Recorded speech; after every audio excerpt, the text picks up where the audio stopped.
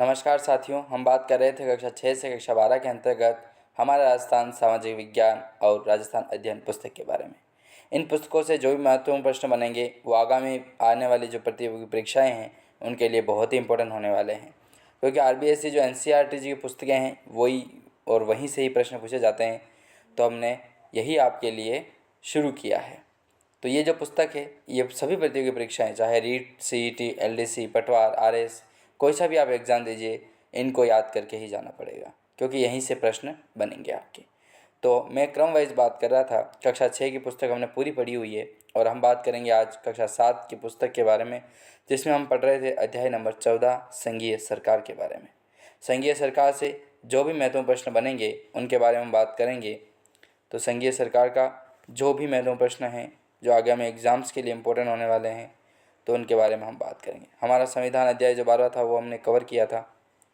तो कानून और भारतीय न्यायपालिका, ये यहाँ से नहीं है, चैप्टर आएगा आपका 16वां कि 17वां 14वां, क्योंकि हमने 13वां जो अध्याय था हमारे मौलिक अधिकार और कर्तव्य, ये हमने कवर किया था। आज हम बात करेंगे संघीय सरकार के बारे में। प्रश्न आता है पहला, जब किसी देश में शासन की शक्तियाँ राज्यों व केंद्र के बीच स्पष्ट रूप से विभाजित हो उसे क्या कहा जाता है? तो उसे संघीय शासन व्यवस्था के नाम से जाना जाता है।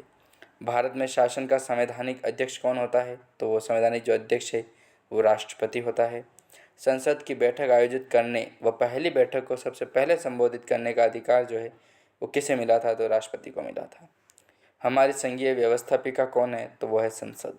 हमारी संसद के कितने भाग हैं? तो संसद के 2 भाग हैं, लोकसभा और राज्यसभा। संसद के 2 भाग हैं, ठीक है।